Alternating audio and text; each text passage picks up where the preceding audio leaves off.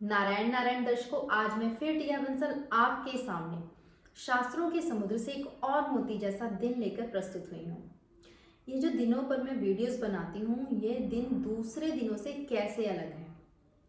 इन दिनों में ऐसा क्या खास होता है कि अगर बाकी मंगलवार को वही सेम कार्य करने पर बहुत कम असर होता है, परंतु जिस मंगलवार को चतुर्थी तिथि पड़ जाए उस मंगलवार को वही कार्य करने का फल कई गुना हो जाता है। किसी भी देश के किसी भी सफल व्यक्ति की जीवनी अगर उठा के पढ़ेंगे तो हमें एक चीज सबके सब लोगों में कॉमन मिलेगी। वो यह कि उन लोगों को अपने जीवन में एक से अधिक सही मौके मिले जिनका उन्होंने पूरा लाभ उठाया। सही मौका जीवन की वो स्थिति होती है जब आप वही हर रोज करने वाला कार्य ही करते हो, परंतु उसका परिणाम आपको आपके जीवन में कभी धनी बना देता है, कभी प्रसिद्ध बना देता है और कभी खुशहाल बना देता है। जैसे एक अच्छा खाना बनाने वाले व्यक्ति के रेस्टोरेंट में एक बहुत प्रसिद्ध और सफल व्यक्ति खाना खाने आता है और उस खाने की तारीफ दूसरों से करता है, तो वो रेस्टोरेंट दिन दोगुनी रात चौगुनी तरक्की करने लग जाता है। अब खाना तो वो रोज बना के बेच रहा था, पर एक मौका ऐसा आया कि उसका वही खाना बेचकर वो शहर के अमीर लोगों में से एक बन गया।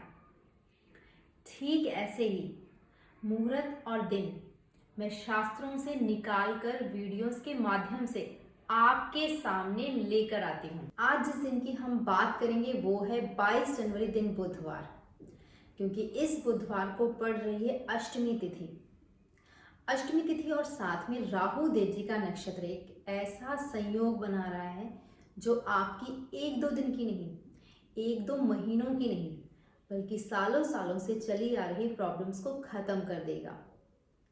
कोई भी दिक्कत हो, अगर बहुत समय से चल रही हो तो बहुत बड़ी हो जाती है। राहु देव जी वक्री होते हैं और हमारे पुराने कर्मों के हिसाब से अच्छे बुरे फल देते हैं, और ये कर्म इतने पुराने होते हैं जो हमें याद तक नहीं होते।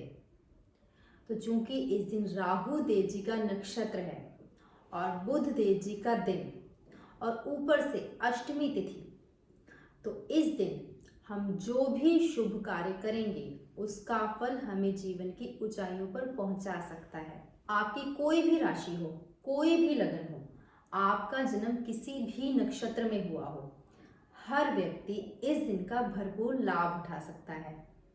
और ऐसा मैं नहीं, शास्त्रों में अलग अलग तरीकों से यह श्लोक इस बात की पुष्टि करते हैं कि बुधवारी अष्टमी पर किया पुण्य कार्य सदा सदा के लिए अखंड होकर हमें फायदा पहुंचाता रहता है। अब इस दिन करें क्या?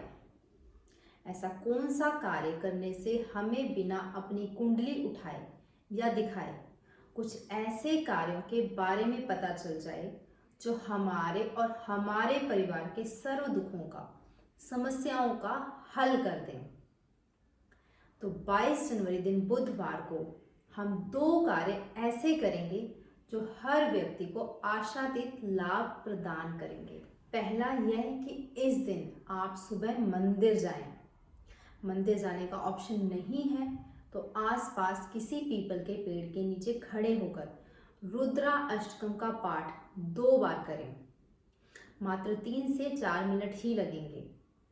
अगर आप मंदिर जाते हैं तो मंदिर में खड़े होकर रुद्राष्टकम का पाठ करें, और अगर आप मंदिर नहीं जा सकते तो किसी भी पीपल के पेड़ के नीचे खड़े होकर रुद्राष्टकम का पाठ करें। रुद्रा अष्टकम एक ऐसा दिव्य स्तोत्र है जिसे तुलसीदास जी ने भगवान शिव के रुद्र स्वरूप के आवाहन करने के लिए लिखा और गाया था। रुद्राष्टकम का पाठ ऐसे बड़े दिन और मुहूर्त पर करने से गुप्त रूप से हमें परेशान करने वाले चाहे लोग हों या स्थितियां हों या पाप कर्म, सब दूर हो जाते हैं।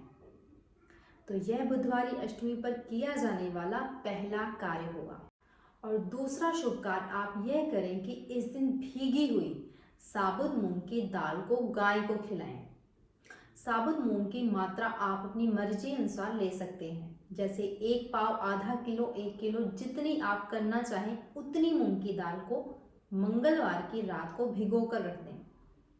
22 जनवरी बुधवार की सुबह मंदिर जाकर रुद्राष्टकम का पाठ 2 बार करके ये भीगी हुई मूंग की दाल गाय को खाने को डाल दें। दोनों कार्य करने में मात्र 10 मिनट का समय लगेगा।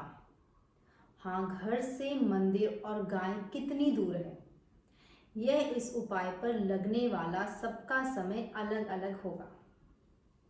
तो इस बुधवारी अष्टमी को यह दोनों कार्य करें और पुरानी से पुरानी और नई से नई समस्याओं के समाधान की नींव रख दें। शास्त्रों से प्रेरित और भी जानकारी और शुभ कार्य लेकर मैं वीडियोस बनाती रहूंगी। आपको वीडियोस अच्छी लगी तो खासकर उन लोगों से शेयर जरूर करें जिनके सफल होने की आप कामना करते हैं। नारायण कृपा से भक्ति और शक्ति दोनों का साथ आपको मिलता रहे। मिलते हैं अगली वीडियो में। हर पल हर श्वास नारायण नारायण।